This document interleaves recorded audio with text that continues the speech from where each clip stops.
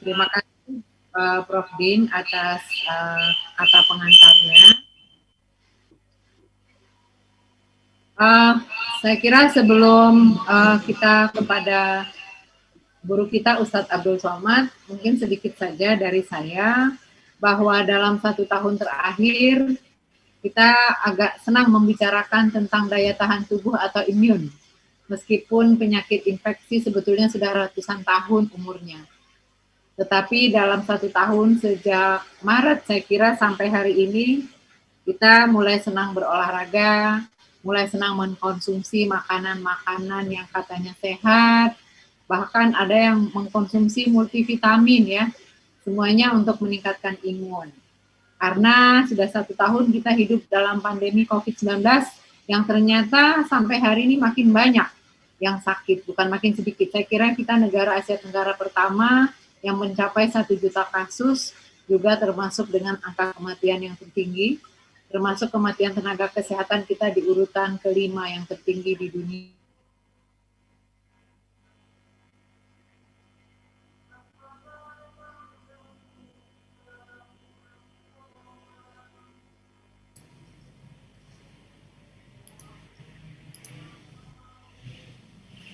Yang terakhir satupun causa tunggal yang menyebabkan satu macam penyakit bahkan infeksi. Contoh sederhana, kita misalnya semua di sini makan ketoprak yang sudah terinfeksi oleh virus. Semuanya makan yang sama. Ternyata setelah 5 hari dari 456 orang yang makan ketoprak, yang demam 6 orang. Dan setelah diperiksa memang hasilnya positif, yang 450 orang aman. Padahal mereka mengkonsumsi makanan yang mengandung kuman typhus tersebut. Sejak itulah kemudian dikembangkan dalam kedokteran yang namanya infomedicine, bahwa manusia itu terdiri atas 3 unsur, ada namanya fisik atau badan, kemudian ada namanya jiwa atau status mental, dan ada namanya pikiran atau fungsi mental. Maka keselarasan dari 3 ini kemudian membuat seorang manusia menjadi sehat. Nah, dalam kaitannya dengan COVID-19, saya kira kita tahu banget semboyan yang selalu disampaikan oleh Pak Doni Monardo, iman, aman, imun katanya. Jadi untuk mendapatkan imun yang baik itu, imannya ternyata harus kuat juga. Saya kira malam ini kita berterima kasih sekali dan bangga sekali dapat bertemu dengan guru kita Ustadz Abdul Somad yang akan menyampaikan kepada kita bagaimana cara kita meningkatkan atau mendapatkan keimanan sehingga nanti kemudian itu mempengaruhi kekuatan di badan kita sebagai manusia, muncul sebagai orang yang sehat insya Allah. Saya kira untuk mempersingkat waktu, saya persilahkan guru kita Ustadz Abdul Somad untuk memberikan ilmunya kepada kita semua di sini. Silakan Ustadz. Assalamualaikum warahmatullahi wabarakatuh. Bismillahirrahmanirrahim. Assalamualaikum warahmatullahi wabarakatuh. Waalaikumsalam warahmatullahi wabarakatuh. Alhamdulillah wassalatu wassalamu ala Rasulillah wa ala alihi wa sahbihi wa man da'a bi da'watihi wa istanna bi sunnatihi ila yaumi liqa'i rabbih. Subhanaka la ilma lana illa ma 'allamtana innaka antal alimul hakim. Rabbi shrah li sadri wa yassir li amri wa hlul 'uqdatam min lisani yafqahu qawli. Yang sama-sama kita hormati guru bangsa, guru kita semua, Profesor Dr. Din Samsuddin hafizahullah wa saddada khutah, matta'anallahu bituli umurihi wa bihusni adabihi wa lutfihi. Kemudian yang saya hormati moderator yang memberikan kesempatan kepada saya, Ibu Dr. Ani Boru Hasibuan, halak kita sesudena. Kemudian ada pula Ibu Qori'ah Mbak Iga Mawarni. Saya begitu melihat playernya, saya terkejut loh. Ini lagunya dulu saya suka. Ini saya termasuk fans beliau. Kemudian pembaca terjemahnya Mas Sarwana. Masya Allah, tabarakallah. Semua orbiters yang hadir pada kesempatan ini hadirnya secara batin, kita tidak ketemu secara zahir, physically. Saya malam ini diberikan kehormatan yang luar biasa, bisa bersama dengan orbiters yang sudah istiqomah 12 tahun perjalanan bukan masa yang sebentar. Ini menunjukkan bisa 12 tahun istiqomah, itu sohibul baitnya istiqomah, dan pesertanya juga istiqomah. Mudah-mudahan saya dan yang menonton acara ini semuanya bisa mengambil inspirasi dari Orbit dan Orbiters. Saya diberikan tema judul besar, tingkatkan iman agar imun menjadi kuat. Supaya saya tidak bicara kemana-mana, ngalor ngidul, tidak jelas, saya batasi pada 5 poin saja. Poin yang pertama, saya ingin menjelaskan tentang konsep zohir dan batin dalam Islam. Dalam Islam ada yang disebut dengan zohir, ada yang disebut dengan batin. Secara bahasa, zohir artinya punggung, pundak belakang. Sedangkan batin adalah baton, perut. Jadi zohir selalu mewakili yang terlihat. Kalau saya ketemu dengan orang, setelah saya salaman, saya pergi. Maka saat saya pergi membelakangi dia, maka dia melihat zohir pundak saya. Lalu kemudian ada yang tidak dia lihat, yaitu perut saya, batin. Maka disebutlah istilah zohir dan batin.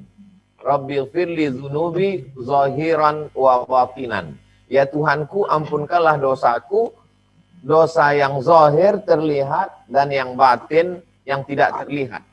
Maka ini menjadi populer ketika Idul Fitri kita mengatakan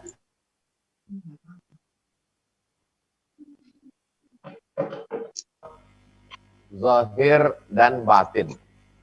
Sebenarnya yang tepat zohir, tapi kita sudah terlanjur menyebut lahir dan kartu-kartu pun sudah kita biarkan sajalah kita terlanjur dalam kesalahan itu. Toh kesalahan kalau sudah terlanjur menjadi kebiasaan. Dalam kamus bahasa Arab pun dia ada disebut dengan istilah khotok sya'i. Salah, keliru, tapi sudah populer. Orang kalau sudah tersalah, terkeliru menjadi populer, yang dilanjutkan bukan kritiknya tapi kesalahannya. Saya juga tidak terlalu mau berpanjang lebar tentang zahir dan batin, karena poin pertama ingin saya jelaskan bahwa kita mesti yakin dulu bahwa imun itu ada. Jadi kalau ada orang mengatakan obatnya mana? Obatnya ini, kapsul, tablet, ini zahir. Terus imun itu sendiri mana? Tentu yang bisa menjawab itu Ibu Dr. Ani Hasibuan dan sahabat-sahabat beliau yang bisa melihat imun, yang bisa melihat COVID. COVID itu sendiri batin, tidak terlihat. Nah, peradaban tertua di dunia, Yunani, Greek, apakah mereka mengenal apa yang disebut dengan konsep zahir batin itu? Iya. Makanya ada yang disebut dalam terjemah Arabnya filsafat wujudiyah. Wujud ada, materi ada. Bisa dilihat dengan mata, bisa didengar oleh telinga, bisa disentuh oleh tangan, bisa ditangkap oleh panca indera, maka dia disebut dengan wujud. Materi, bahasa Inggris orang barat menyebutnya materi. Lalu kemudian aliran yang meyakini bahwa yang ada ini hanya yang ada dalam bentuk materi saja, aliran itu disebut dengan aliran materialisme. Jadi sebagian besar orang barat itu tidak percaya kepada yang tidak terlihat itu, karena filsafat yang berkembang di tempat mereka adalah filsafat materialisme. Dan lawan daripada materialisme adalah yang disebut dengan metafisik. Fisik yang terlihat. Ternyata di balik yang terlihat ini ada yang tidak terlihat, yaitu metafisik. Terjadi sebuah revolusi yang luar biasa di Eropa, disebut dengan revolusi Renaissance, masa pencerahan. Maka abad ke-15 itu terjadi pergolakan yang luar biasa, melawan kekuasaan raja-raja, ditumbangkanlah raja-raja ini sehingga mereka tidak punya kuasa, lahirlah apa yang disebut dengan demokrasi. Lalu kemudian terjadi pergolakan terhadap tokoh-tokoh agama karena dianggap tokoh agama terlalu mengekang, mengintimidasi, maka lahirlah apa yang disebut dengan liberalisme, pemikiran dan lain sebagainya. Apakah orang barat itu sebenarnya sudah melepaskan diri dari yang metafisik lalu hanya berpegang kepada fisik? Ternyata tidak selamanya benar. Buktinya kalau mereka kecelakaan, mereka memberi simbol SOS, save our soul. Mereka tidak mengatakan save our body, tapi mereka mengatakan selamatkanlah jiwa kami. Dan dalam lagu kebangsaan Republik Indonesia, kita belum masuk kepada Islam, kita masih cerita dalam filsafat Yunani, pemikiran, dan dalam konteks keindonesiaan dengan agama Hindu, Buddha, Kristen, Katolik, Protestannya, Konghucu, ternyata kita semuanya sepakat Indonesia Raya bangunlah jiwanya, bangunlah badannya. Jadi jiwanya dulu baru badannya. Jiwanya dulu yang tidak terlihat itu dulu. Bagaimana kita mau bicara tingkatkan iman, orang kita sendiri nggak percaya pada iman. Tema kita kan tentang yang tidak kelihatan. Iman dulu, baru imun. Imun mungkin bisa dicek dengan alat-alat tertentu dari saudara-saudara kita yang berkecimpung di dunia medis. COVID itu sendiri bisa dilihat. Beberapa waktu yang lalu saya juga dapat kiriman gambar COVID tidak terlihat, COVID terlihat, COVID besar, COVID. Akhir-akhir saya penasaran, ujung-ujungnya dia kirim gambar rambutan. Katanya COVID-nya seperti ini. Jadi bahwa memang ada yang bisa dilihat dengan kasat mata, dengan bantuan alat, tapi ada yang tidak sama sekali. Inilah dia yang disebut dengan iman. Saya cuma ingin menjelaskan bahwa peradaban manapun yang kita pakai, dari mulai Yunani sampai ke Nusantara, bahwa kita percaya ada sesuatu yang tidak terlihat, bahwa dalam Islam kita menyebutnya sebagai iman. Iman itu sendiri artinya percaya. Percaya itu bahasa Arabnya sodako, sodako. Makanya orang yang percaya disebut dengan siddiq, mempercayai, membenarkan, meyakini. Makanya ketika Nabi Muhammad SAW mengaku dia baru saja Isra Mi'raj dari Masjidil Haram ke Masjidil Aqsa, naik ke Sidratul Muntaha, sebelum azan subuh dia sudah kembali lagi. Orang yang percaya, maka disebut dengan siddiq. Kamu percaya Abu Bakar? Saya percaya. Maka disebut dia dengan Abu Bakar Siddiq. Karena dia mempercayai itu. Iman adalah percaya. Percayakah kamu bahwa di sana ada razia Polantas? Saya percaya. Percaya bahwa di sana ada razia, itu iman. Lalu setelah percaya bahwa di sana ada razia, lalu menyiapkan STNK, BPKB, lihat SIM, selama ini nggak peduli helm, sekarang pakai helm, setelah pakai helm, lalu kemudian klik baru berangkat, kemudian cek semua sepeda motor, platnya, sampai kepada tutup pentil bannya, karena takut nanti diperiksa Pak Polisi. Kesiapan terhadap razia adalah efek daripada iman. Lebih kurang gambaran ilustrasinya demikian. Kenapa Ustadz pilih razia? Karena itu iman orang sekarang yang paling kuat tentang keimanan, tentang razia ini. Efeknya ada. Jadi kalau ada orang, kamu percaya di sana ada razia. Saya percaya ada razia. Terus kamu nggak persiapan apa-apa. Ya lihat nanti aja lah. Nah, ini imannya diragukan. Berarti dia ragu. Iya kalau ada polisi. Kalau enggak, iya kalau ada razia. Kalau enggak, jangan-jangan cuma polisi lalu lintas aja. Nggak ngurus masalah surat menyurat. Berarti dia nggak yakin dengan bahwa di sana ada razia. Ini sekedar ilustrasi antara efek dari keimanan yang bersifat non-fisik, yang bersifat imateri, yang bersifat batin itu, bahwa dalam peradaban apapun selalu ada. Ini poin yang pertama. Poin yang kedua, bahwa yang batin itu memberikan efek terhadap yang zohir. Berapa persen? Kalau salah mohon Ibu dokter luruskan. Karena saya punya jamaah. Jamaah ini bilang, Ustadz Somad, saya punya pasien. Pasien itu sebelum saya kasih obat udah sehat duluan. Loh kok gitu Pak Dokter? Iya sebenarnya mereka cuma mau curhat cerita aja. Jadi ketika mereka datang saya tanya apa kabar Bapak, gimana anak-anaknya, gimana keluarganya, gimana kerjanya. Akhirnya cerita ngobrol dia lupa mau minta obat. Ternyata dia sudah sehat sebelum saya kasih obat. Jadi saya tanya ketika itu, sebenarnya Pak Dokter, dokternya masih hidup. Mudah-mudahan dia nonton nanti di channel, kalau nggak bisa daftar sekarang. Karena susah mau masuk Orbiters. Istiqomahnya mesti 12 tahun. Pak Dokter, sebenarnya berapa persen sih pengaruh keyakinan yang ada di dalam itu terhadap kesehatan? Obat itu sebenarnya menyembuhkan orang berapa persen? Obat itu cuma 20% Pak Ustadz. Terus yang 80 itu apa? Sugestinya. Bahwa dengan makan. Makanya banyak sekali dokter umum mengalahkan dokter spesialis. Mohon maaf, saya cerita fakta dan data. Seorang jamaah dokter umum. Menantunya dokter spesialis. Tapi kalau yang dokter umum ini duduk di praktek, itu pasiennya ngantri sampai keluar jalan. Suatu ketika bapak dokter umum ini sakit. Jadi sakit, mantunya menggantikan. Berita itu tersebar. Ternyata pasien tidak seramai dokter umum. Padahal kalau segi keilmuan kan, tentu dokter spesialis lebih hebat, ilmunya lebih dalam, belajarnya lebih lama. Lalu kenapa dokter umum ini? Ternyata mereka sudah tersugesti kalau dengan dokter ini tangannya dingin. Istilah tangan dingin itu kan istilah batin. Artinya apa? Bahwa ada pengaruh yang luar biasa. Makanya kadang orang datang ke Ustadz, tolong doakan anak saya Ustadz, istri saya mau melahirkan Ustadz, tolong doakan segala macam. Artinya apa itu? Ada suatu keyakinan dalam diri dia, sehingga keyakinan ini membuat dia menjadi semangat, sehingga keyakinan ini berpengaruh terhadap kerja otaknya, terhadap jantungnya, terhadap hatinya. Ini poin yang kedua, setelah kita percaya bahwa di dalam diri kita ini ada yang menggerakkan, dan dia bukan dalam bentuk fisik, dan itulah connectingnya dengan Allah Subhanahu wa Ta'ala.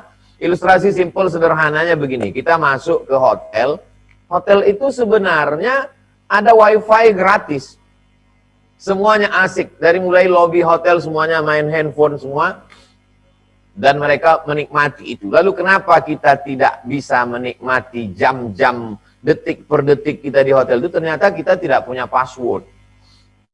Begitu ditelepon, selamat malam, ya malam mbak, ini passwordnya berapa ya, saya mau pakai wifi. Ya mudah aja pak, tinggal tulis nama bapak, terus nomor kamar. Begitu ditulis nama Abdul Somad, kok nggak bisa ya? Ternyata, mohon maaf kata panitia, memang kamar ini tidak kami buat nama Abdul Somad. Karena kalau dibuat Abdul Somad, nanti orang ramai datang ke sini semua mau meminta foto. Artinya apa? Connecting kita dengan Allah tidak berjalan dengan baik. Makanya kita tidak bisa mengakses wifi gratis yang diberikan Allah Subhanahu wa Ta'ala. Bukan salah wifi-nya. Wifi-nya memang terbuka 24 jam. Tapi kita tidak dapat passwordnya. Passwordnya itu apa? Asyhadu an la ilaha illallah wa asyhadu anna Muhammadan Rasulullah. Kemudian kalau sudah tersambung, maka ada syarat dan ketentuan berlaku. Berlakulah hukum fikih. Ada rukun, ada syarat, ada wajib, ada sunat, ada sholat sunat, ada qabliyah, ada ba'diyah, ada duha, ada tahajud, ada witir. Itu sesungguhnya semua itu adalah dalam rangka mensinkronkan bahwa yang batin tadi berpengaruh terhadap fisik. Alhamdulillah dengan canggihnya teknologi hari ini beberapa pemikiran, ide-ide orang yang tidak seagama dengan kita pun kita dapat postingannya di grup-grup WhatsApp. Selalu beberapa hari yang lalu saya dapatkan. Sesungguhnya kesuksesan itu hanya dari kemampuan fisik adalah sekian persen. Bahwa fondasi utamanya adalah kemauan, mindset. Lalu fisik orang, fisik hanya berapa persen saja. Maka ditampilkanlah seorang, mohon maaf, saudara kita yang menyandang disabilitas. Dengan kekurangan fisik, tidak ada kaki, tidak ada tangan, tapi menjadi orang yang bisa membangkitkan semangat orang lain. Seorang pendeta dari salah satu belahan bumi milik Allah Subhanahu wa Ta'ala. Saya hanya ingin mengambil poin bagaimana semangat bisa membangkitkan fisik. Al-haqqu dhalatul mu'min, hikmah kebenaran itu milik orang beriman. Aina wajadaha fahuwa ahaq biha. Dimanapun dia mendapatkannya, bahwa dia berhak untuk mengambilnya. Kalau jam tangan saya hilang saat berwudu, tiba-tiba hilang. Lalu setelah beberapa hari ternyata jam tangan saya itu ditemukan oleh seseorang yang tidak seakidah dengan saya. Apakah jam tangan itu lalu saya katakan bukan punya saya? Ya tetap punya saya. Hanya saja kebetulan berada di tangan dia. Saya akan berkata, itu punya saya. Kamu ketemunya di mana? Saya ketemu di jalan, ternyata jatuh Pak Ustadz. Itu punya saya. Artinya apa? Di mana saja kebenaran kita temukan, di dalam buku apapun, dari siapapun, sesungguhnya itu milik kita. Kita yang lebih berhak untuk mengambilnya, karena itu memang punya kita, yang dikirimkan Allah Subhanahu wa Ta'ala. Ini tentang konsep bahwa batin memberikan pengaruh terhadap zahir, bahwa fisik berpengaruh terhadap psikis. Ustadz Somad, ya Bu dokter, ada dokter nelpon saya. Kemarin kita kan sudah pergi bersama BNN ya, Badan Narkotika Nasional. Ya Bu, ini ternyata Pak Ustadz nggak selesai hanya dengan hukuman dari Pak Polisi. Kamu nanti bisa ditembak, kamu bisa nanti dihukum, di penjara, dihukum mati. Nggak selesai dengan itu Pak Ustadz, orang nggak takut dengan hukum. Terus gimana Bu? Dia mesti ada sentuhan agama, coba Ustadz berikan penyuluhan. Apa maknanya? bahwa ada sesuatu yang tidak bisa disentuh oleh pistol, tidak bisa disentuh oleh martilnya hakim, tapi disentuh lewat sentuhan batin.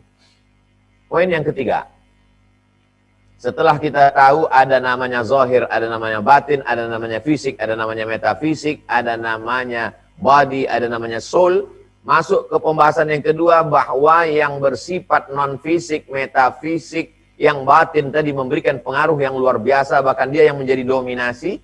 Maka yang ketiga adalah bagaimana kita bisa membangkitkan yang non-fisik bernama iman tadi. Dua. Cara membangkitkannya, pertama dengan ilmu, kedua dengan ibadah. Dua-dua ini dipakai. Ahli kalam ulama tauhid dalam Islam, mereka banyak menggunakan akal.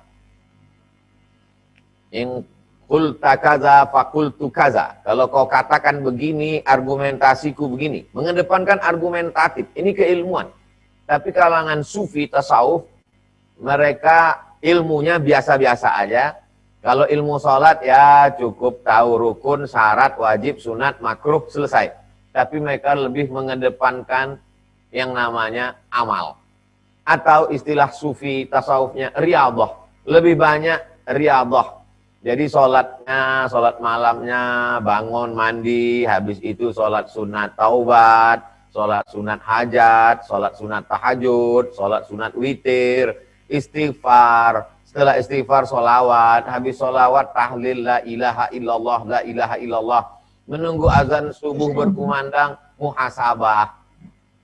Saya tidak konfrontasikan antara dua metode ini. Yang mau mendekat melalui keilmuan, silakan. Yang mau mendekat melalui amal, silakan. Tapi amal tidak sempurna tanpa ilmu, dan ilmu hampa, kosong, kering kalau tidak ada amal. Yang baik itu bagaimana? Dua-duanya sejalan. Tapi membangkitkan yang bersifat zahir iman tadi, mau tidak mau, suka tidak suka, adalah dengan amal. Alhamdulillah, dengan adanya COVID ini sebenarnya kita masih dibukakan Allah peluang untuk beramal. Ambil contoh amal orbit saja. Mungkin kalau tidak ada COVID, kita mesti datang ke kediaman Prof. Din. Saya mesti datang ke Jakarta di rumah beliau, lalu kumpullah kita sejabodetabek dengan terbatas. Tapi dengan sekarang, buktinya, saya di Pekanbaru, Prof di Jakarta, ada hadir orbiters dari mulai Sabang sampai Papua, bahkan yang dari Eropa, dari mana-mana, semua bisa. Artinya jangan pernah kita anggap ini memang dia sebagai musibah. Tapi ada kalanya juga ada hikmah-hikmah yang dapat kita petik. Oleh sebab itu maka kita ambil nilai positifnya. Bangkitkanlah yang bersifat non-fisik tadi dengan ilmu dan ibadah. Kesempatan kita sekarang banyak sekali untuk ilmu-ilmu. Apalagi Bapak Ibu sekarang ilmunya mesti banyak sekali karena tuntutan anak-anak.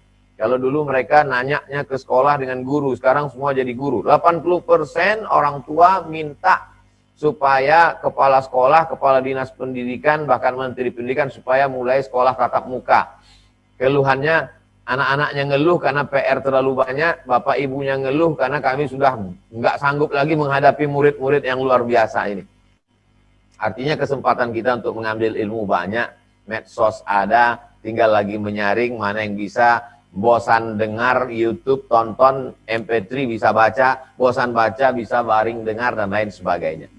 Ilmu dan ibadah untuk menghidupkan iman, sehingga otomatis iman akan membangkitkan imun menjadi kuat.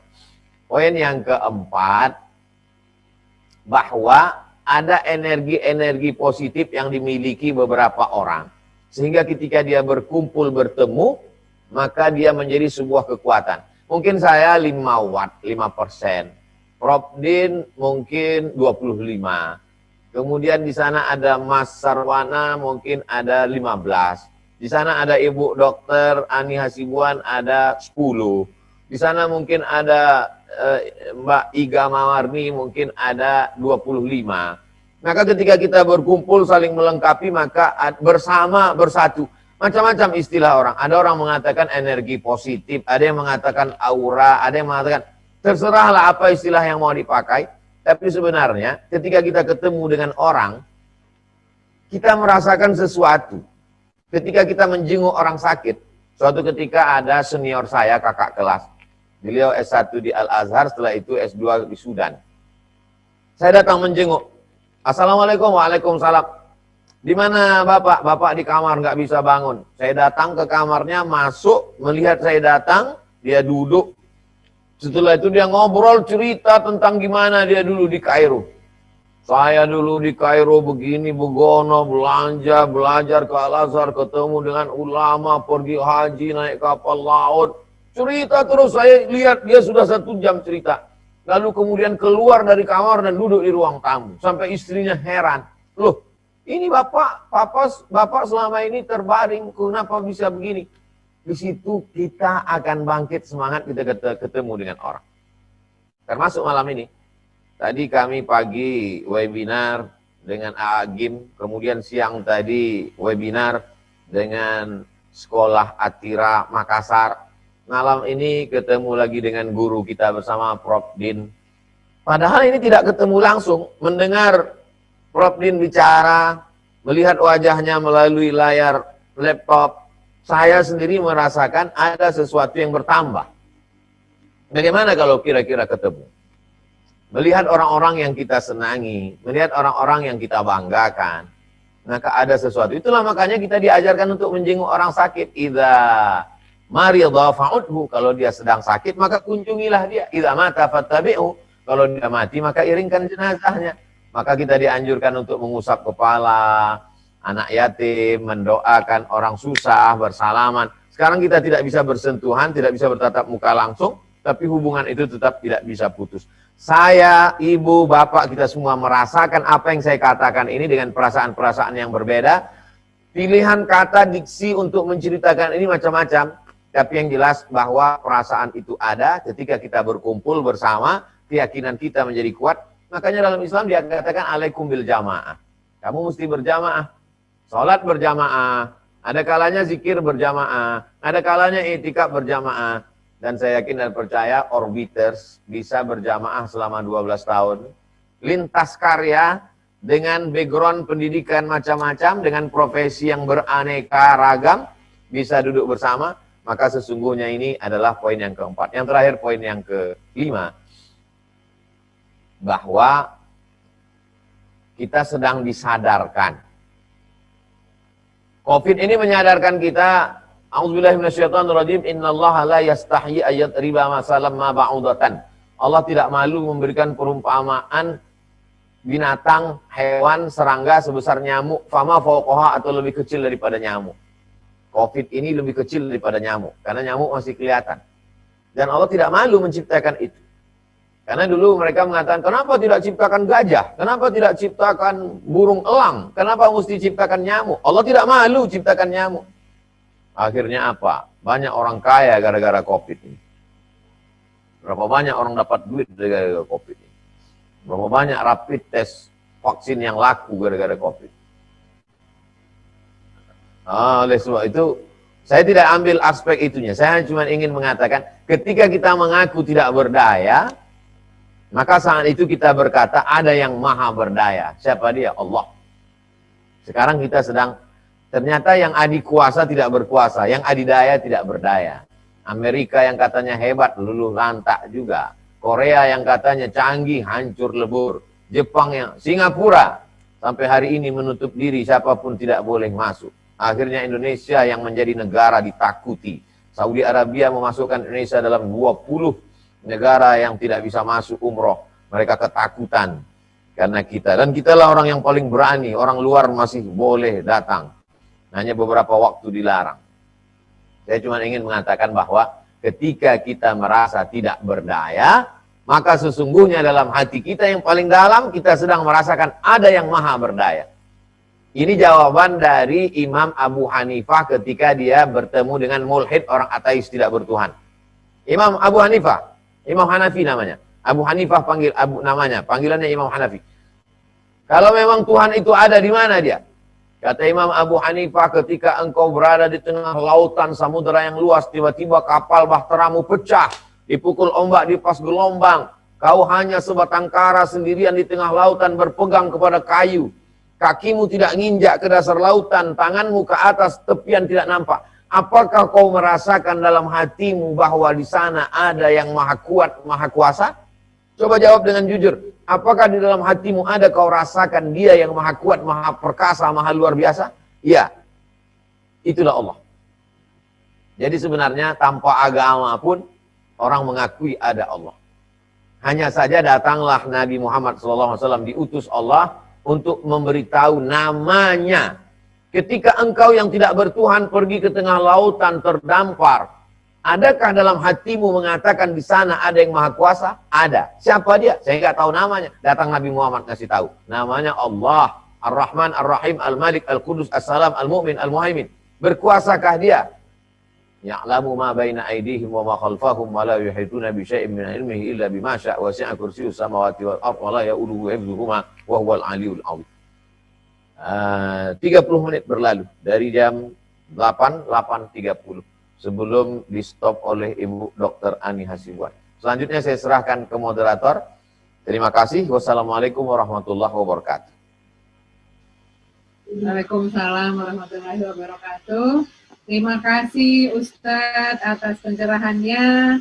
Alhamdulillah 30 menit tapi padat dan insya Allah menambah banyak ilmu ya bagi kita semua. Ini pertanyaannya sudah banyak sekali Ustadz, tapi mungkin saya akan bacakan dulu yang kita lihat mungkin mewakili pertanyaan semua orang ya Ustadz ya. Ini ada pertanyaan dari Bapak Arfan. Pertanyaannya adalah bagaimana cara meningkatkan iman dan takwa dalam situasi sekarang ini di mana kegiatan bermasyarakat itu sangat dibatasi. Mungkin itu dulu Ustaz. Memang ada seperti kontradiktif antara penjelasan saya dengan kondisi saat ini. Saya mengatakan kita mesti banyak ibadah. Sementara sekarang masjid nggak bisa. Sampai di masjid juga buat pengajian rame-rame nggak bisa.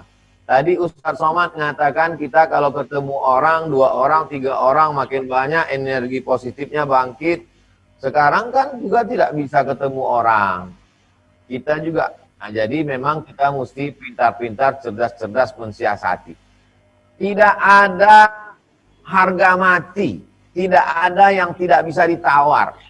Ambil contoh, nggak bisa sholat pakai air wudhu, bisa sholat pakai tayamum. Tidak bisa sholat, tidak bisa sholat ramai-ramai di masjid, bisa sholat sendirian. Jadi tentang masalah tidak bisa ke masjid, maka kita bisa beribadah sendirian. Jadi saya mengajak supaya bangun malam. Ya, kalau bisa bangun malamnya cepat, alhamdulillah. Kalau tidak bisa bangun malam, ya 1 jam sebelum azan subuh lah. Itu sudah alternatif terakhir. Jadi kalau di Sumatera, Pekanbaru subuh jam 5, jam 4. Jadi kalau Jakarta subuh jam 4, ya jam 3 lah. Jam 3 bangun, setelah itu mandi, bersih. Setelah itu sholat sunat wudhu, habis sholat itu sholat sunat taubat, habis itu sholat sunat hajat, sholat sunat tahajud, habis itu sholat sunat witir, setelah itu istighfar 100 kali, sholawat 100, habis itu la ilaha illallah, subhanallah wa bihamdihi subhanallahil azim, hasbunallah wa ni'mal wakil ni'mal maula wa ni'man nasir. Zikir-zikir yang ada dalilnya dari hadis-hadis Nabi Muhammad SAW. Muhasabah diri menjelang menunggu azan subuh. Nah, jadi tidak ada alasan untuk tidak beribadah. Karena ada ibadah itu yang memang ke masjid, tapi dalam Islam tidak ada ju'ilat lil ardu masjidan. Masjid, bumi ini semuanya layak jadi tempat sujud. Ini untuk membantah Yahudi dulu, karena Yahudi beribadahnya mesti di sinagog. Kalau tidak ada sinagog nggak bisa. Sedangkan orang Islam bisa di tanah lapang, bisa di rumah, bisa dimanapun. Jadi tidak ada kendala. Memang ketemu orang, kita sekarang menghindar. 2 kemungkinan. Dia yang bawa virus atau kita yang bawa virus, atau dua-duanya ketemu sama-sama bawa virus. Tapi saya sendiri merasakan. Lewat handphone, lewat handphone ketemu, cerita, atau termasuk acara webinar ini, kita juga sebenarnya sedang membangkitkan semangat. Atau hanya perasaan saya saja, wallahu a'lam. Untuk jelasnya nanti Ibu, Bapak dokter yang berkecimpung di dunia medis, coba teliti. Itu hanya sugesti saja, kita merasa sehat, merasa nyaman, merasa... Kadang saya di beberapa, dulu sebelum COVID, sebelum tablik akbar itu, bahkan panitia, ini Ustadz bisa nggak nih ceramah nih? Kita tadi udah kajian subuh, kajian duha, kajian zuhur, kajian asar, kajian maghrib. Ini tablik akbar jam 9. Masih kuat nggak? Tapi begitu jumpa ketemu orang. Oke, itu kan langsung. Sekarang yang tidak direct, tidak langsung. Saya juga merasakan demikian. Betapa kita ada semangat yang luar biasa. Padahal ini yang saya lihat di layar saya ini cuma 4 orang aja nih, yang ada di tampilan ini. Ibu Rita Samsudin, Dr. Ani Hasibuan, Fitriah Hidayati. Habis itu saya sendiri. Tapi saya yakin bahwa yang mengikuti banyak sekali, banyak orang.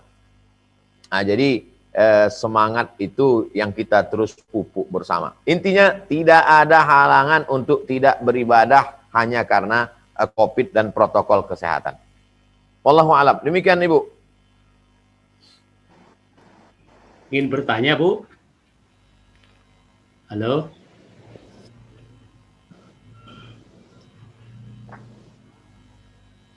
Saya ingin bertanya, Suparman Syukur. Ya, terima kasih Ustadz. Mohon maaf Bapak, nanti kita bacakan dulu pertanyaan berikutnya ya Bapak ya. Nanti di akhir baru ada pertanyaan langsung ya Pak ya. Ya, terima kasih. Ya, Pak Ustadz, mungkin saya mau tambahkan sedikit tadi, apakah benar kalau kita ngobrol dengan orang itu, apakah kita benar sembuh, apa itu sugesti? Jadi dulu saya pernah itu Pak Ustadz di Jepang melakukan penelitian sederhana pada nenek yang didatangi oleh cucunya di rumah sakit orang tua di Kobe. Kita lakukan pemeriksaan dengan menggunakan MRI fungsional. Ternyata ketika nenek ini kita lakukan pemeriksaan MRI fungsional, aliran darah ke otaknya bertambah Ustadz, dibandingkan dia mengobrol dengan terapis atau suster yang ada di rumah sakit tersebut. Jadi rupanya ketika hatinya gembira, itu menambah pompa jantungnya itu mengalirkan darah lebih banyak, karena pembuluh-pembuluh darahnya juga lebih rileks. Jadi apa yang tidak terlihat ternyata bisa mempengaruhi yang kelihatan, begitu Ustaz. Saya kira itu tambahannya. Kemudian saya kira pertanyaan selanjutnya tadi terkait dengan zikir yang sudah disampaikan. Ini ada ibu yang bertanya tentang zikir pagi dan petang yang katanya merupakan baju besinya kaum muslimin dan tameng untuk menghindar dari segala penyakit. Apakah itu benar adanya? Demikian Ustaz. Baik. Inna fi khalqis samawati, dalam penciptaan langit, wal ardi, penciptaan bumi, waqtilafil laili wan nahar, perputaran siang dan malam, la ayat. Di sana ada ayat-ayat. Ada ayat di atas, ada ayat di bawah. Wa fi anfusikum, di dalam dirimu ada ayat-ayat. Jadi Masya Allah tabarakallah, kajian lintas background pendidikan ini memperkuat satu sama lain. Ada pintu, ada jendela, ada tiang, ada atap, dan situ memperkuat. Jadi saya justru banyak dapat pengetahuan, dapat bahan baru dari penjelasan Ibu Dokter.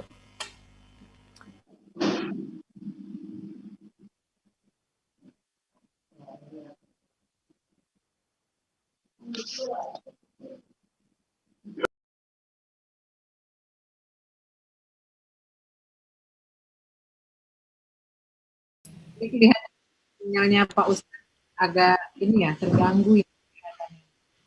Listrik di sana kurang bagus. Oke. Kita tunggu dulu. Ya. Sampai jaringan di Pekanbaru pulih kembali.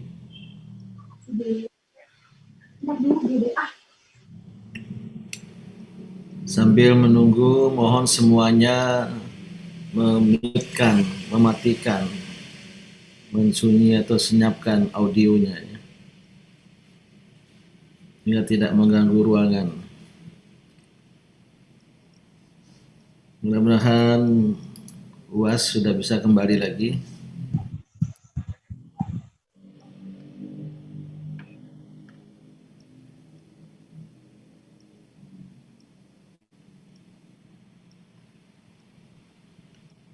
Wasabbihuhu bukrata wa asila.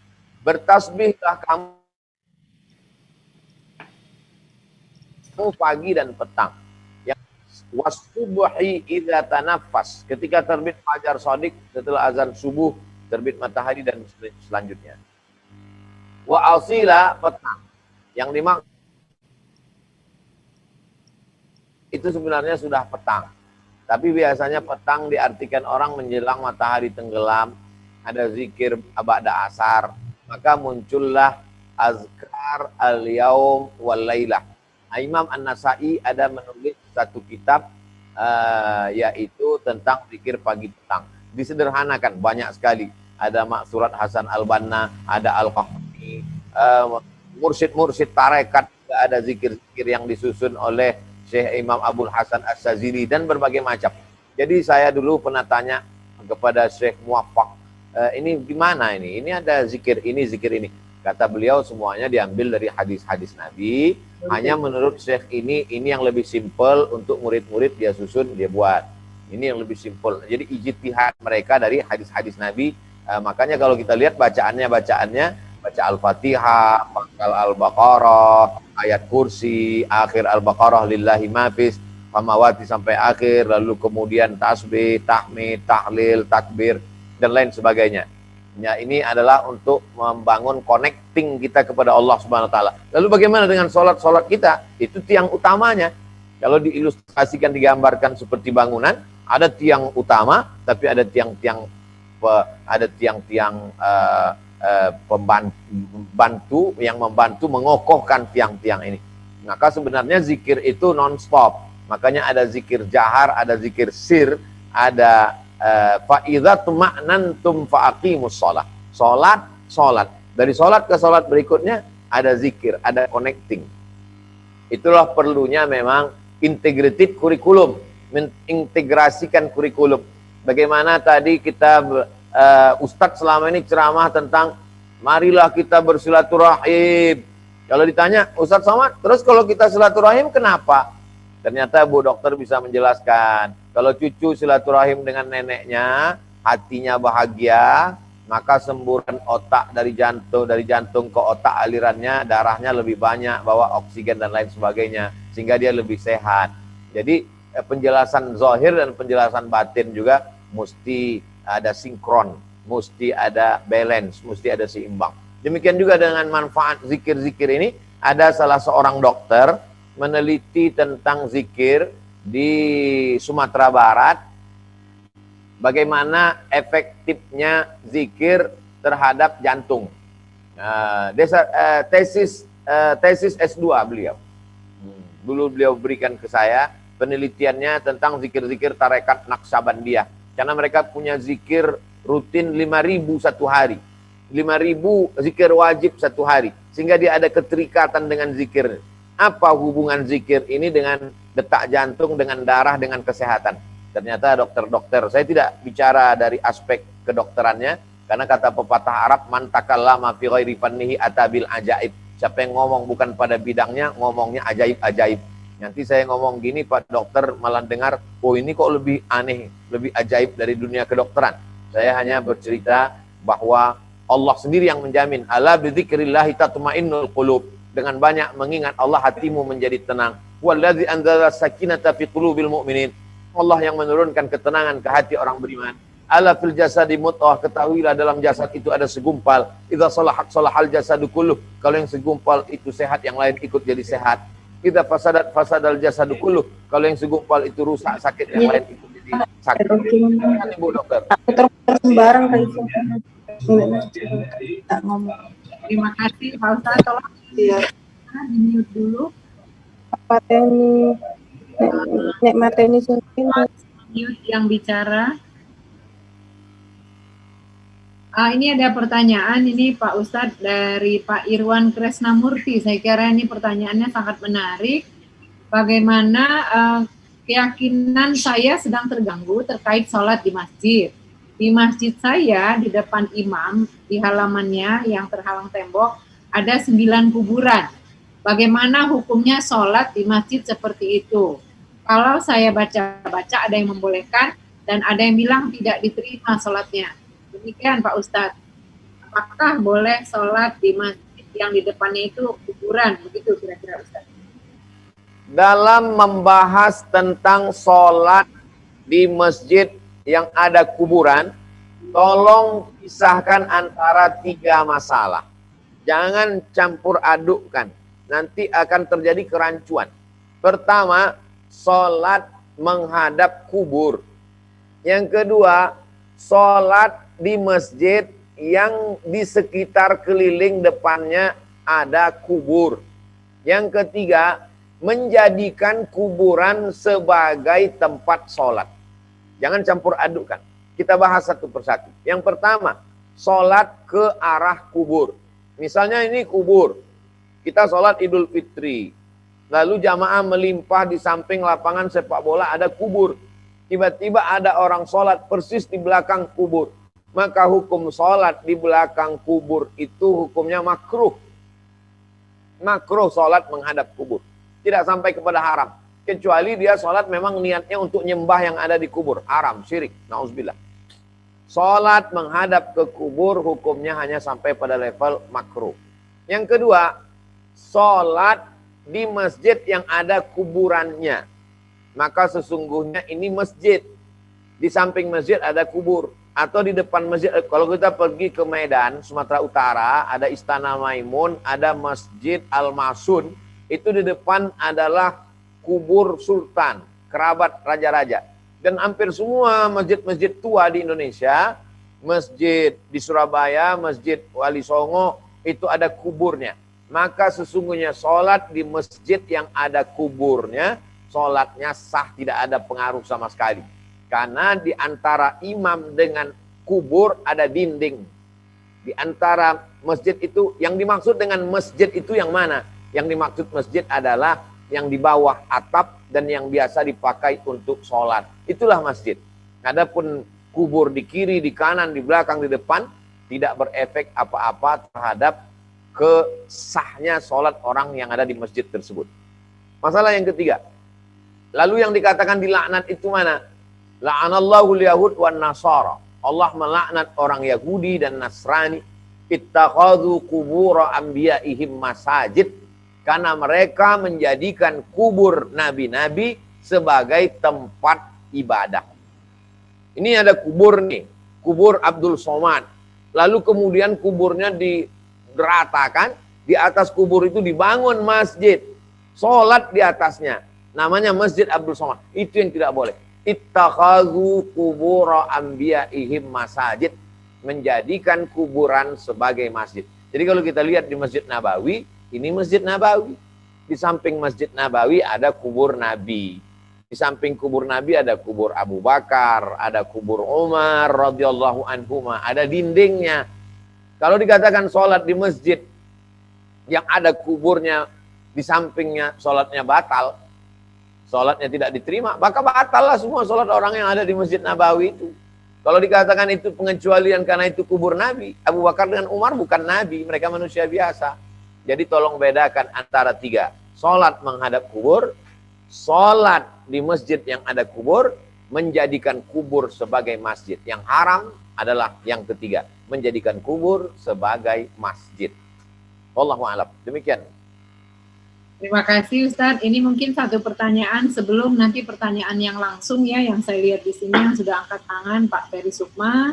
Nanti setelah yang ini, silahkan disiapkan pertanyaannya. Ini saya bacakan, ini menarik karena sedang masanya ini Pak Ustadz. Dari Ibu Ina Kartina, pertanyaannya, Assalamualaikum, saya mau tanya, apa betul saat seseorang meninggal karena COVID dikatakan syahid? Lalu apa yang menjadi kategori wafat bisa dianggap syahid saat terkena wabah khususnya pada saat ini? Terima kasih. Demikian. Orang yang mati meninggal karena COVID dikatakan matinya mati syahid karena ada hadis Nabi menyebut al-mat'unu syahid. statement dari Nabi, al-mat'unu syahid. Mat'un diambil dari 3 huruf, ta'in nun, ta'an.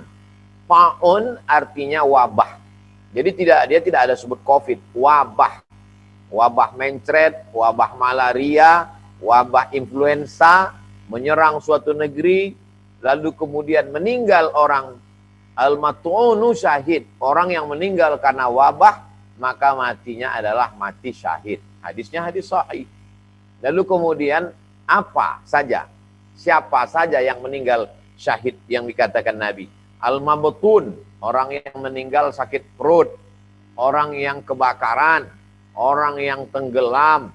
Jadi kalau diteliti secara seksama, yang kena wabah, yang kebakaran, yang meninggal tenggelam, yang melahirkan anak, nampaknya berbeda. Melahirkan anak, tenggelam, kebakaran, kena wabah. Tapi sebenarnya di balik itu ada 2 aspek yang saya baca. Pertama, bahwa mereka-mereka ini mengalami tidak normal, sangat berat. Yang kedua, keluarganya terpukul. Kenapa si Anu meninggal? Ya kemarin demam meninggal, biasa aja. Tapi kenapa si Anu meninggal? Sehat kemarin tiba-tiba kebakaran. Sehat kemarin tiba-tiba sakit perut berat meninggal. Kena wabah meninggal. Jadi itulah hebatnya Islam. Yang sudah meninggal diberikan kabar gembira, saudaranya yang hidup ditenangkan hatinya. Dia tidak dirisaukan. Agama ini datang menenangkan dan memberikan solusi terhadap permasalahan orang. Jadi terkait tentang orang mati syahid, yang bukan syahid jihad fisabilillah, yang meninggal karena perang, itu satu kategori syahid, tapi ada lagi yang disebut dengan syahid, tapi syahidnya adalah karena beberapa penyebab yang disebutkan tadi. Demikian, wallahu a'lam bishawab. Terima kasih Ustadz. Mungkin ini masuk ke pertanyaan langsung. Tadi saya lihat Bapak Ferry Sukma ya, sudah raise hand. Silakan Pak Ferry Sukma, diajukan pertanyaannya. Assalamualaikum warahmatullahi wabarakatuh. Waalaikumsalam warahmatullahi wabarakatuh. Pak Ustadz, mau tanya Pak. Sebelumnya, Mas Ferry Sukma agar membuka video. Oh iya Pak.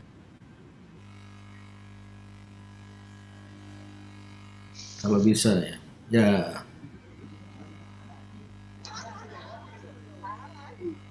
Assalamualaikum Pak. Waalaikumsalam. Pertanyaan saya, kalau iman meningkat, imunnya kuat, apakah bertentangan dengan ujian iman melalui sakit sebagai pelebur dosa?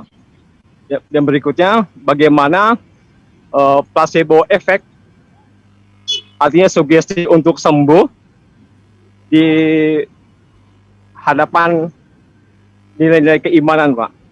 Terima kasih Pak Ustadz. Baik. Kalau saya sakit, lalu kemudian saya meyakini bahwa sakit saya itu adalah melebur dosa-dosa saya. Apakah dengan keyakinan itu lalu saya tidak berobat? Karena dianggap akan bertentangan. Ustadz Somad enggak berobat. Enggak, biar sakit aja, makin lama sakit dosanya cepat hilang. Maka sesungguhnya ada terjadi kerancuan. Bahwa ketika kita sakit, kita berobat. Yang nyuruh berobat siapa? Nabi. Likulli dawa, likulli da'in dawa. Setiap penyakit ada obatnya, tadau. Berobatlah kamu. Dan Nabi memerintahkan sahabatnya berobat kepada Haris bin Kaldah. Haris bin Kaldah itu dokter, jurusan kesehatan kedokteran dari Universitas Jandi Sabur di Persia waktu itu. Yang kedua, alaikum bisyifa ini, hendaklah kamu berobat. Al-asal wal Quran, inilah dalil obatan dengan cara herbal. Lalu kemudian ma'u zamzam 5 syuribalah, minum air zam-zam sesuai dengan niatnya, niat kesembuhan. Lalu kemudian habbatus sauda adalah obat. Jadi kalau saya berobat, maka sesungguhnya saat itu saya sedang mengamalkan sunnah Nabi. Nah, ketika saya meyakini bahwa penyakit saya itu menggugurkan dosa-dosa saya, apakah dengan keyakinan menggugurkan dosa itu lalu saya tidak menafikan usaha ikhtiar untuk berobat? Tidak. Saya yakin bahwa saya sakit, penyakit saya ini menggugurkan dosa. Di samping itu saya berobat karena kedua-duanya adalah perintah Nabi Muhammad SAW. Lalu meyakini bahwa penyakit saya ini menggugurkan dosa saya, atau mengangkat derajat saya, atau menyempurnakan hitungan amal saya. Kalau kita sakit ada 3 kemungkinan. Pertama, yukaffir anhu sayyiati, dihapuskan dosanya. Yang kedua, yarfa' darajati, diangkat derajatnya. Yang ketiga, sebenarnya nama saya sudah tergap Firdaus, cuman amal saya kurang. Maka diberikanlah dia satu kesempatan, dia dapat pelengkap amal lengkap dengan amal sabar. Apa kalau kita yakin bahwa kita sedang diuji Allah, lalu kemudian itu imun kita bertambah, lalu tidak sinkron antara itu, maka tidak sama sekali dalam satu koridor sunnah Nabi Muhammad SAW, dan tidak ada kontradiktif. Jadi saya sakit berobat, saya sakit dosa saya dihapuskan, diampuni, saya sakit maka saya mesti membangkitkan semangat, keimanan, keyakinan saya akan bertambah. Demikian, wallahu a'lam bishawab. Terima kasih Ustadz. Ini satu lagi nih, ada Bapak Aldius. Pak Aldius Tahir, silakan pertanyaannya, sebutkan dulu nama dan asalnya ya Pak ya. Nanti untuk ya, harapan saya mungkin Profesor Satomi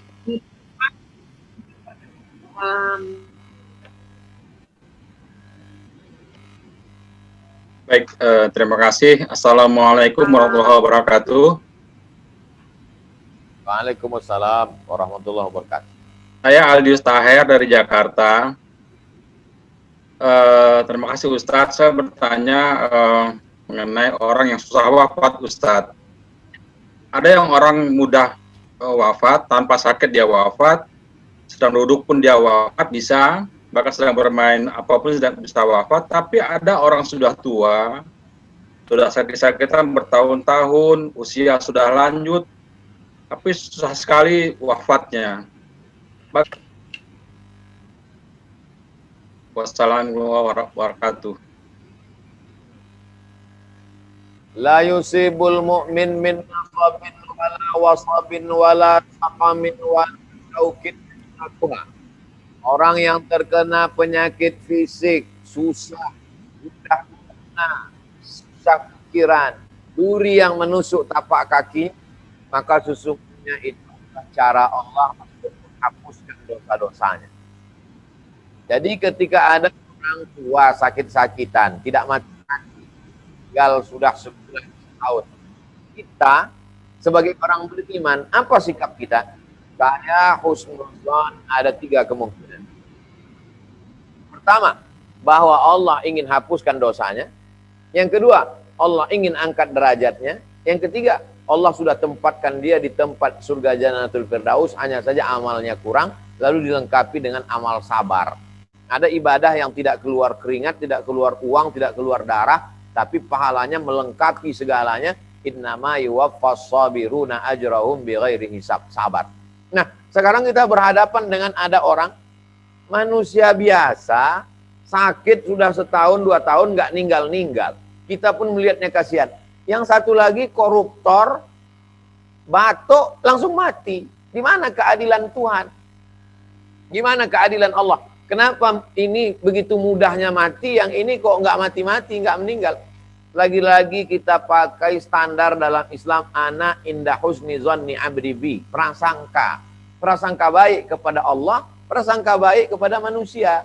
Prasangka baik kepada dia bahwa Allah ingin hapuskan dosanya. Prasangka baik kepada Allah.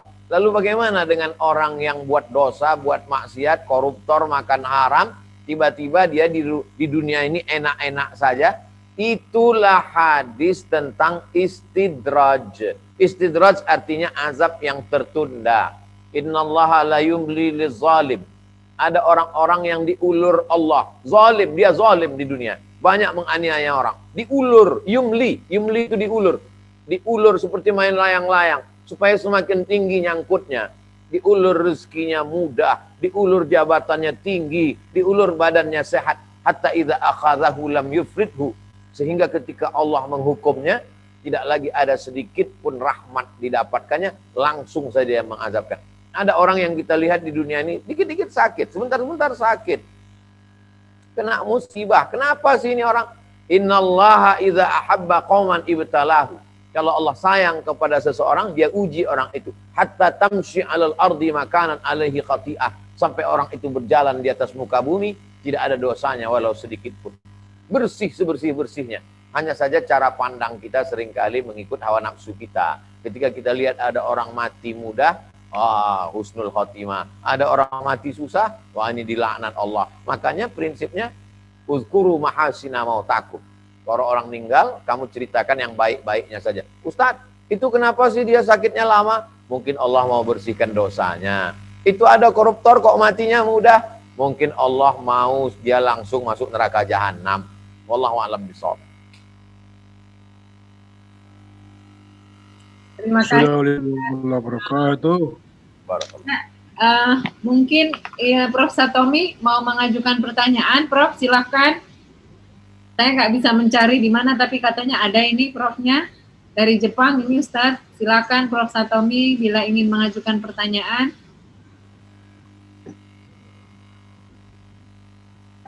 Saya kira menunggu satu lagi saja ya dari Prof. Suparman. Prof. Suparman ingin mengajukan pertanyaan, Prof.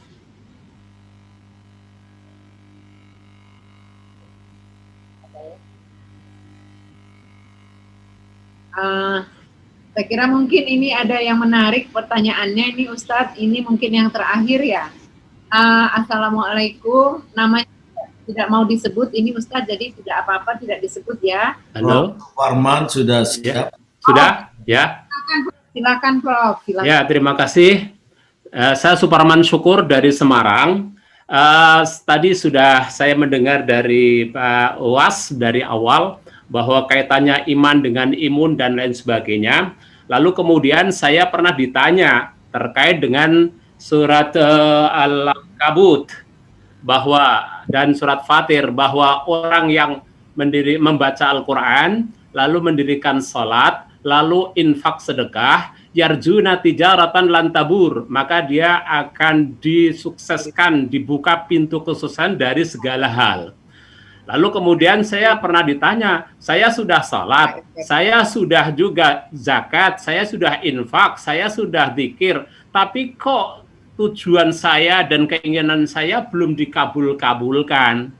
Lalu kemudian saya kaitkan dengan kata-kata dalam surat Al-Quran, wa fi anfusikum afala tubsirun. Di dalam dirimu, dalam jiwamu, apakah kau tidak melihat? Lah inilah kaitannya antara yang di dalam jiwa dan tujuan keinginan kesuksesan itu belum bisa sinkron. Lah ini perlu pengen saya mengerti kejelasannya karena ketika saya ditanya tidak bisa, sulit untuk menjawabnya. Terima kasih Pak Uwas.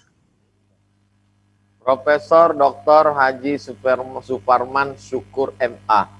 Ternyata beliau juga mengalami komplain masyarakat tentang Tuhan. Iya. Bahkan kita tidak pernah mengklaim menjadi juru bicara Tuhan, tapi orang komplainnya ke kita. Iya. Ustadz, saya udah sholat, udah ngaji, kok ini bisnisnya gagal. Ustadz, kok ini? Sebenarnya kalau kita mau simple aja, tapi begitulah umat. Begitu yakin ada hamba Allah yang mengadukan keluh kesahnya kepada manusia. Yang pertama, saya ringkas kepada 3 poin. Kekeliruan kita adalah menggunakan logika perusahaan kepada logika ketuhanan. Masukkan pas foto 3x4 5 lembar beserta pengalaman kerja, nanti akan diundang untuk audisi. Dengan Allah SWT tidak bisa begitu, karena Allah bukan perusahaan. Allah itu fa'alul lima yurid. Dia berbuat sesuai kehendak dia. Andai dia masukkan penghuni surga, orang soleh ke dalam neraka, orang baik ke dalam surga, dia tidak salah. Kenapa? Karena dia tidak mengikuti aturan siapapun. Beda dengan dosen. Dosen kalau mahasiswa itu sudah cukup dikasih nilai C, dia bisa komplain ke rektor. Karena dosen juga diikat oleh aturan universitas. Allah tidak diikat oleh aturan siapa-siapa. Jadi mensikapi Allah itu adalah dengan dua, ridho. Pertama, kita jangan posisikan Allah pada posisi makhluk. Allah itu absolut, mutlak, tak terbantahkan. Yang kedua, sekarang sikap kita menyikapi Allah. Kalau kita sudah berusaha, punya sepeda motor, stangnya sudah dikunci, rantainya sudah dikunci, ban belakangnya dikunci, diikat dengan rantai besi ke pohon kelapa. Keluar pengajian, pohon kelapanya yang disinso, hilang sama motornya sekalian. Maka kita saat itu adalah beramal dengan ridho. Makanya orang ketika masuk ke dalam surga itu ditanya sama Allah, "Madza turidun?" Hei penghuni surga, kamu mau apa? Penghuni surga menjawab, ridhoka. Yang kami inginkan adalah ridhomu ya Allah. Ternyata ada yang lebih tinggi daripada surga. Wa azwajun mutahharatun wa masakina thayyibatan. Akan dapat pasangan, akan dapat surga-surga, tempat tinggal yang cantik, yang indah. Waridwanum minallahi akbar. Ada yang lebih besar daripada itu semua adalah ridho.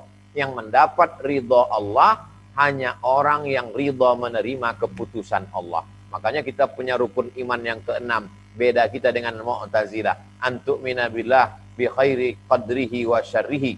Beriman kepada Allah dengan takdir baik dan takdir buruk.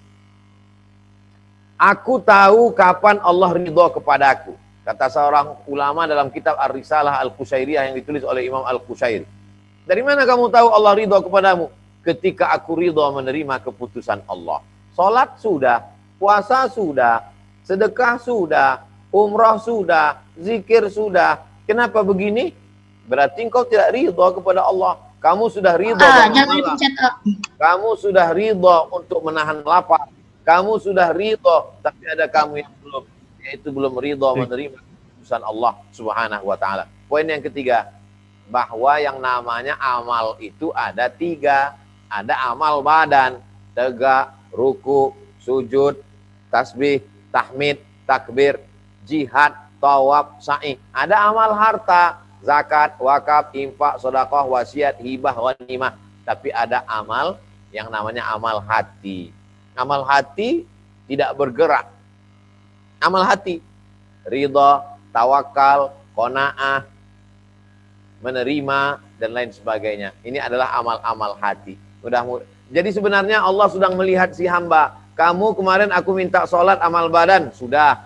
Kemarin kamu aku minta amal harta, sedekah, bangun masjid, sudah. Sekarang aku mau uji amal hati. Ternyata tidak lulus pada amal hati. Agaknya demikian Prof. Dr. Haji Suparman. Terima kasih Pak Was. Makasih, syukur. Terima kasih Ustadz. Ini udah 21.06, tapi saya minta tambah di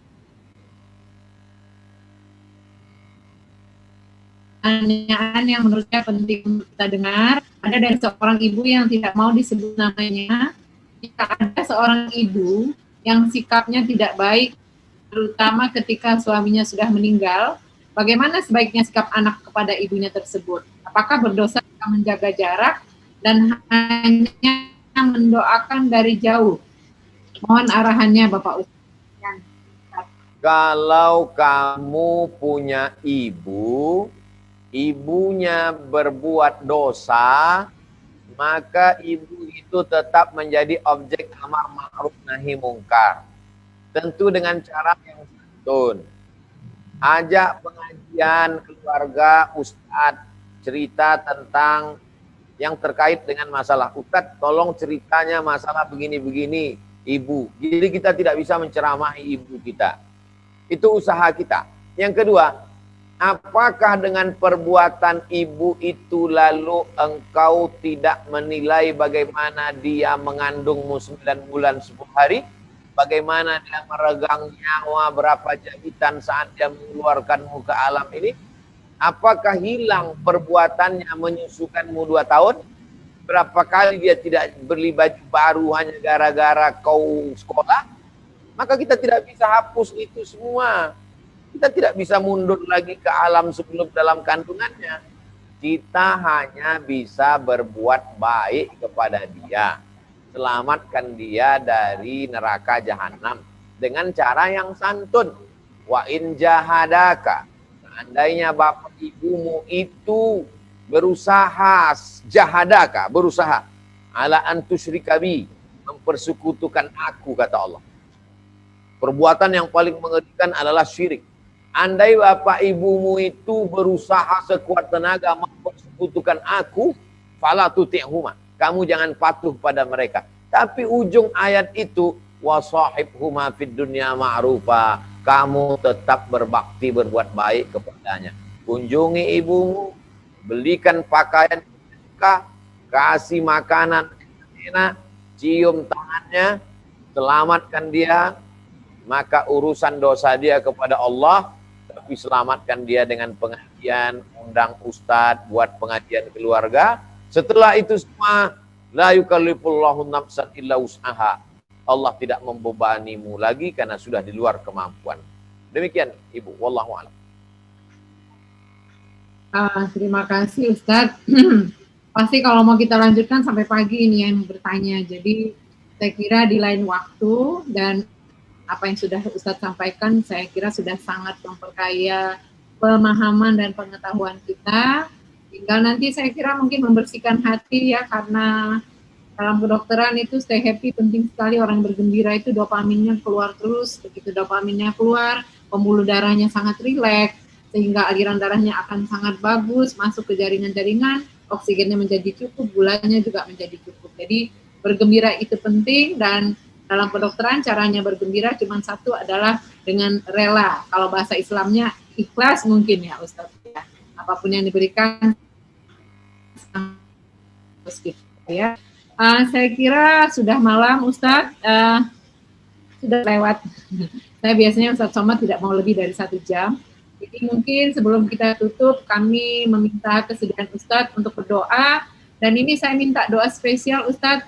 Saya sedang mengobati seorang anak umur 16 tahun yang kemarin saya temukan di Mamuju dalam keadaan lumpuh tangan dan kakinya. Hari ini kami mulai pengobatan dengan pemberian imunoglobulin intravena, namanya IVIG.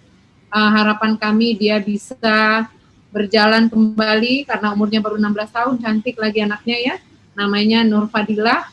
Obatnya mahal sekali Ustaz, 800 juta rupiah, dan itu di ACC oleh Bapak Kepala BNPB untuk pemberian obat pada anak gadis kita ini, dan beliau di ICU Rumah Sakit Mamuju. Jadi mungkin dalam Ustadz berdoa nanti, mohon doa untuk Nur Fadilah agar diberikan kesembuhan oleh Allah Subhanahu wa taala sehingga bisa dapat berjalan kembali sebagaimana anak-anak yang lain. Mohon doanya Ustadz. Silakan Ustaz. Amin, amin, amin ya Allah. Astaghfirullahaladzim. Astaghfirullahaladzim alladzi la ilaha illa huwal hayyul qayyum wa atubu ilaih. Allahumma salli ala nabiyyina Muhammad wa ala ali Muhammad. A'udzu billahi minasyaitonir rajim. Bismillahirrahmanirrahim. Alhamdulillahi rabbil alamin. Arrahmanir rahim. Maliki yaumiddin. Iyyaka na'budu wa iyyaka nasta'in. Ihdinas siratal mustaqim. Siratal ladzina an'amta 'alaihim ghairil maghdubi 'alaihim waladdallin. Amin. Hasbunallahu wa ni'mal wakil. Ni'mal maula wa ni'man nasir. Engkau saja yang dapat menolong kami ya Allah. Engkaulah sebaik-baik penolong. La haula wala quwata illa bik. Tidak ada yang dapat memiliki kuasa, tidak ada yang memiliki daya upaya kecuali hanya Engkau semata. Ya Syafi, wahai yang maha menyembuhkan. Ya Kafi, wahai yang mencukupkan. Ya Mu'afi, wahai yang maha menyehatkan. Isfi mardana, sembuhkan saudara kami, ananda kami Nur Fadilah. Syifaan ajilan, kesembuhan yang segera. Bismillahirrahmanirrahim, dengan nama Allah yang maha agung dan mulia. Rabbil arsyil azim, pemilik arsy yang mulia. Isfiha, sembuhkanlah ananda Nur Fadilah. beserta keluarga, sahabat, jiran, kawan-kawan kami yang sedang kau uji dengan penyakit. Isfihim syifaan ajilan la yughadiru saqaman birahmatika ya arhamar rahimin. Berikanlah kesembuhan ya Allah. Sahih jasadahum, sehatkan badan mereka. Qawi imanahum, kuatkan iman mereka. Tumbuhkan imun mereka sehingga mereka selamat dari segala penyakit. Allahumma dafa'anal ghala wal waba wal fahsya wal riba wal zina. Selamatkan negeri ini dari malapetaka, bencana, riba, zina, narkoba, perbuatan keji dan mungkar. Allahumma ja'alna minal mutahabbina bijalalik. Jadikan kami orang-orang yang bersaudara karena Engkau, orbiters yang istiqomah, bersaudara karena la ilaha illallah Muhammadur Rasulullah. Azillana tahta zilli arsyika. Beri kami naungan di bawah singgasana arasmu. Yauma la zilla illa zilluk. Pada hari itu tidak ada tempat bernaung, tidak ada tempat berlindung kecuali hanya perlindungan Engkau semata ya Allah. Allah marzuqnal istiqamata ala syari'atil gharra wa tariqatil bayda. Berikan kami istiqamah di jalan yang benar. Berikan kami istiqamah di keyakinan yang lurus ini. Anak-anak cucu kami, kokohkan mereka dalam iman dan Islam. Ya muqallibal qulub, Engkau yang membolak-balikkan hati, sabbit qulubana. Kokohkan hati kami ala dinik, dalam agamamu, ala ta'atik, dalam ketaatan kepadamu ya Allah. Guru kami, Profesor Din Samsudin, beserta para guru-guru kami yang tak dapat kami sebut satu persatu, guru-guru besar kami, profesor-profesor kami, berikan mereka istiqamah. Allahumma khtim lana bi husnil khatimah. Tutup usia kami dengan husnul khatimah. Wala takhtim alaina bi su'il khatimah. Jangan tutup dengan su'ul khatimah. Allahumma ja'al hadzal balada baladan aminan mutmainna ya'tihi rizquhu min kulli makan.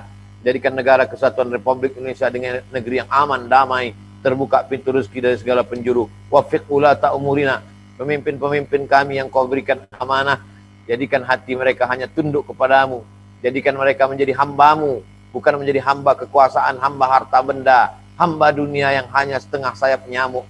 Jadikan dunia ini jangan sampai mempengaruhi hati kami. La taj'alid dunya akbara hammina wala mablagha ilmina. Jangan jadikan dunia ini sebagai harga ilmu kami.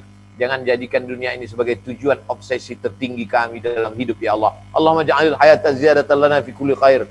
Kalau Kau takdirkan kami masih hidup besok pagi, jadikan kehidupan esok hari sebagai tambahan amal saleh. Wa ja'alil mauta rahatan lana min kulli syarr. Kalau Kau takdirkan kami mati malam ini, biarlah kematian ini membuat kami berhenti dari segala dosa-dosa. Rabbana fir lana dzunubana, ampunkan dosa kami, wali abaina, ayah kami, wali ummahatina, ibu kami, wali masyayikhina, guru-guru kami, wali su'amaina, pemimpin kami yang soleh-soleh, wali ikhwanina, semua saudara-saudara kami, khusus para orbiters, saudara-saudara kami yang istiqomah dalam iman dan Islam, yang belum memberi kebaikan dalam hidup, yang belum mendapatkan hidayah. Allah mahdi qaumana fa innahum la ya'lamun. Berikan mereka hidayah, mereka berbuat karena tidak tahu ya Allah. Rabbana atina fid dunya hasanah wa fil akhirati hasanah wa qina adzabannar. Wa sallallahu ala nabiyyina Muhammad wa ala alihi wasallam. Alhamdulillahirabbil alamin. Terima kasih segala perhatian. Mohon maaf atas segala kehilapan dan kesilapan. Banyak tutur kata saya tidak berkenan di hati, menyinggung perasaan. Saya ucapkan banyak terima kasih kepada guru besar kita, Bapak Profesor Din Samsudin, beserta seluruh para asatiz, seluruh orbiters. Aqulu qawli hadza astaghfirullah li wa lakum. Wassalamualaikum warahmatullahi wabarakatuh.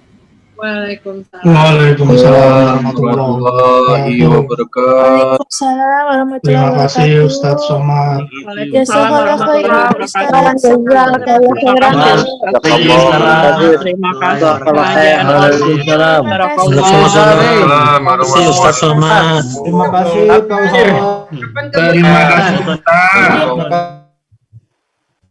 Terima kasih. Terima kasih Ustaz Somad.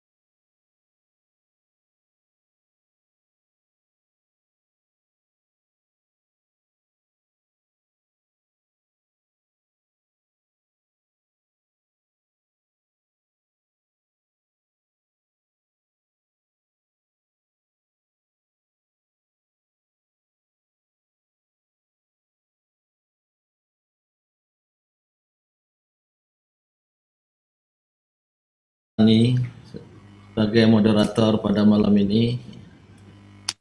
Bismillahirrahmanirrahim.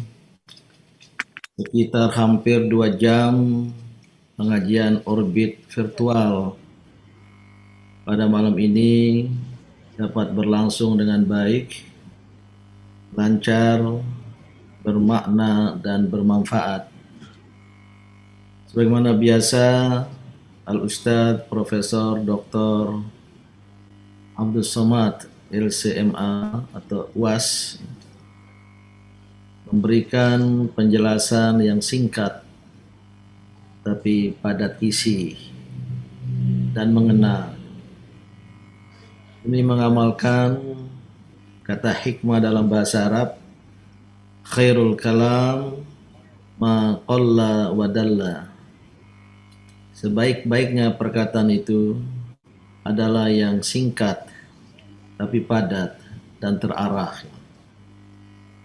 Apa yang beliau sampaikan tadi menegaskan dan meyakinkan kita semua kaum beriman bahwa iman dan kekuatan rohani itu sangat-sangat dahsyat dan memiliki pengaruh kepada jasad, kepada tubuh. Maka iman dengan segala sisinya, di situ ada keikhlasan, kesabaran, ketawakalan, itu juga bisa membantu untuk kesembuhan, bahkan menyembuhkan penyakit yang kita alami. Nah, inilah yang menjadi prinsip Islam. Berbeda dengan pandangan Barat, min sana in corpore sano. Di dalam tubuh yang sehat terdapat akal yang sehat. Atau diterjemahkan ke dalam bahasa Arab, al-aqlus salim fil jismis salim. Jiwa yang sehat terdapat dalam badan yang sehat. Jadi tubuhlah yang menentukan. Namun Islam membawa prinsip yang sebaliknya. Al-jismus salim fil aqlis salim. Justru tubuh yang sehat terdapat dalam jiwa yang sehat. Jadi bukan mensana in corpore sano, tapi mensano in corpore sana. Maka jiwa, roh adalah sesuatu yang sangat sentral dalam diri manusia. Karena ruh itulah yang langsung dihembuskan oleh Sang Pencipta ke dalam jasad. Dan ruh itu pula lah yang nanti akan kembali mempertanggungjawabkan kehidupan selama bergabung dengan jasad dalam hidup di dunia ini.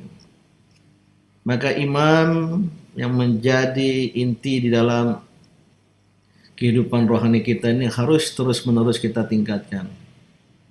Selama kita yakin akan adanya Allah Subhanahu wa taala yang Maha Pengasih, Maha Penyayang, Maha Kuasa, dan kita terus bermunajat kehadiratnya, insyaallah masalah termasuk penyakit yang kita alami akan dapat kita atasi.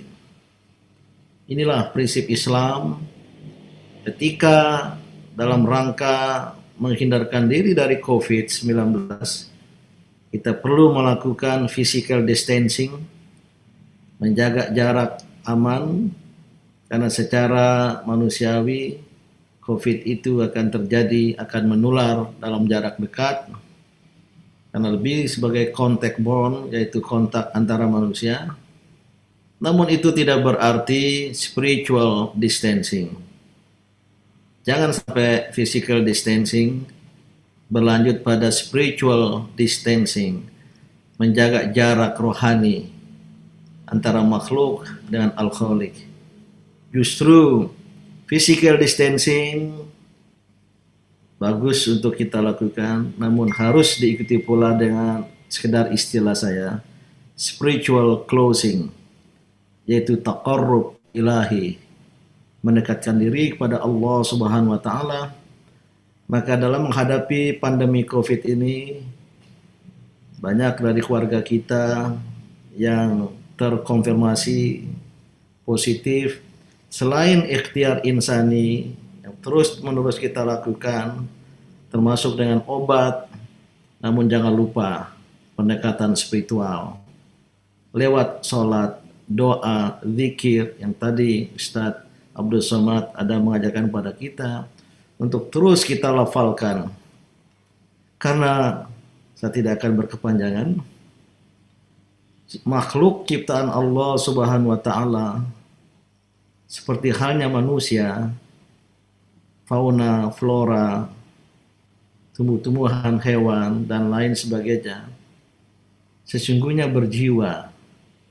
Alam semesta berjiwa, has its own soul.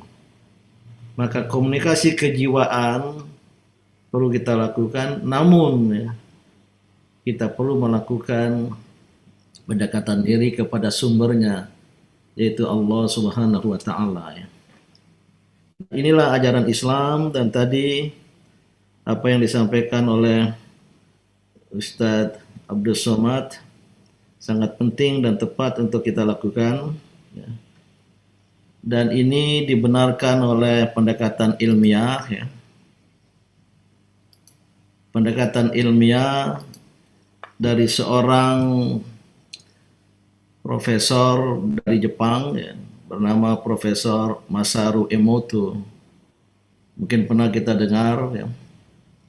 Beliau ini terkenal dengan bukunya Message from Water, terjemahan bahasa Inggrisnya, pesan dari air. Ternyata air mengalami perubahan demi perubahan sejalan dengan perubahan sikap manusia yang mengitarinya. Ketika manusia yang berada di dekatnya, ini sebuah eksperimen ilmiah. Ya. Ada bukunya, silakan dibaca, Message from Water. Ya. Beliau menemukan ketika orang yang berada di sekitar air bergembira ria, bahkan mengitari air dengan penuh kebahagiaan, air memberikan respons yang indah. Begitu dibacakan doa, eksperimentasinya terhadap pemeluk Shinto, air itu mengkristal. Ya, doa kepada Sang Pencipta itu menjadi bagaikan kristal salju yang indah. Molekul-molekul air membentuk atau memberikan responsnya. Tapi ketika dikatakan, disebutkan perkataan-perkataan yang buruk, ya, membunuh, penjahat, segala macam, molekul air itu tak beraturan. Dan banyak sekali hasil eksperimen beliau yang mengagetkan dunia, ya. Dan beliau kemudian meneliti air Zam-Zam, ternyata memiliki kedahsyatan yang luar biasa. Dan ada kawan yang membuktikan pula, ya, air dari Salt Lake City di negara bagian Utah, Amerika Serikat, sebuah danau besar, ya, itu bisa memancarkan listrik. Ketika dimasukkan plus minus kabel ke dalam air itu, bola listrik menyala. Dan ternyata ketika dilakukan terhadap air Zam-Zam luar biasa lagi. Saya sempat berpikir air Zam-Zam di Makkah, Ka'bah, pusat tauhid, pesan Allah.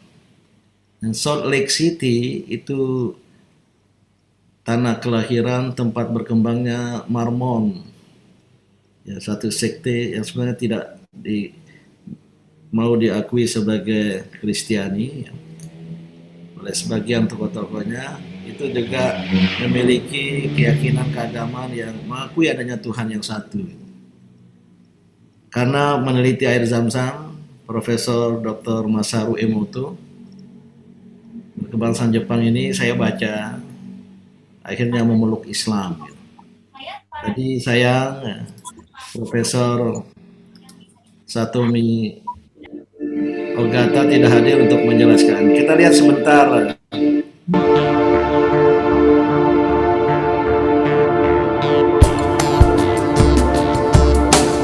दिल देना देना ते दिल मंगना बेसौदा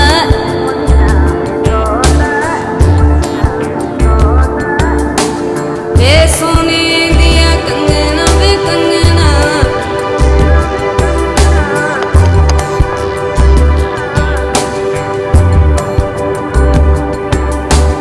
दिल देना ते दिल मंगना बेसौदा इको जिया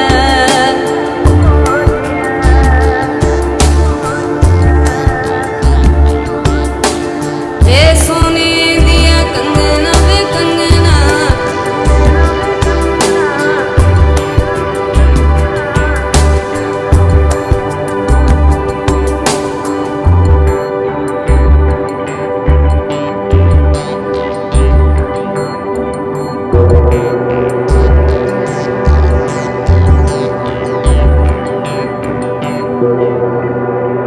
Message from the water.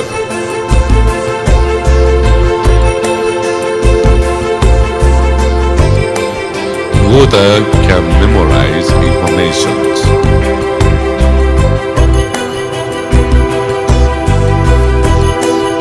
Water can cure human disease.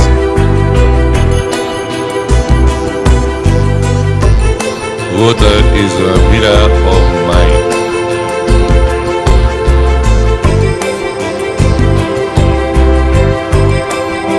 Water shows us who we are.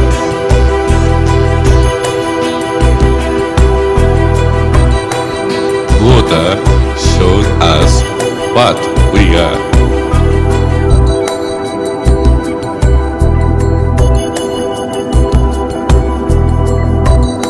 Water contains cosmic energy, energy, energy, energy, energy.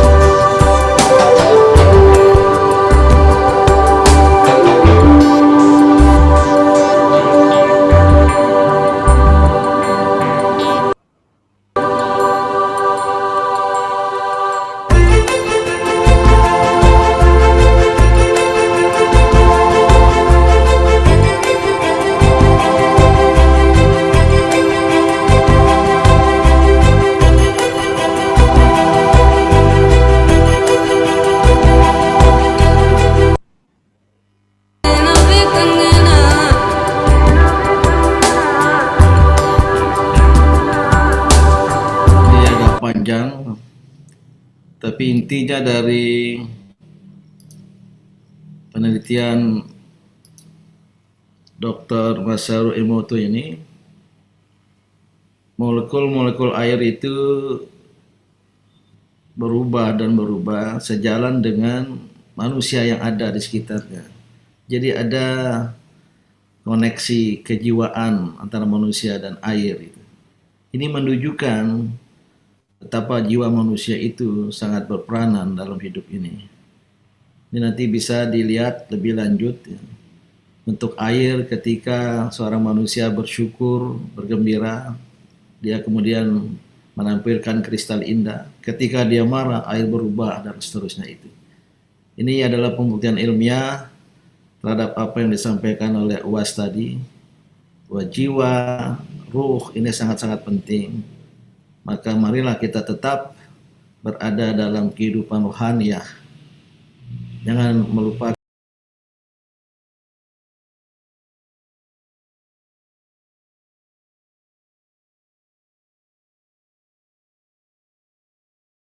jazilan pada Ustadz Abdul Somad atas pencerahan yang telah diberikan dan atas kesediaan untuk hadir pada pengajian Orbit kali ini. Dan mudah-mudahan UAS tidak bosan-bosan untuk dapat hadir kembali memberikan pencerahan kepada kita semua. Terima kasih kepada moderator Dr. Ani Hasibuan SPS. Beliau ini ahli saraf. Insya Allah bulan depan tidak terlalu lama lagi menyelesaikan program doktornya di Fakultas Kedokteran Universitas Indonesia dan menjadi seorang doktor yang ilmunya itu nyerempet-nyerempet ke neuroscience dan juga akan bisa menjelaskan, membuktikan kebenaran agama secara ilmiah. Terima kasih kepada semuanya dan mari kita tutup dengan alhamdulillahirabbil alamin. Alhamdulillahirabbil alamin. Alhamdulillah. Alhamdulillah.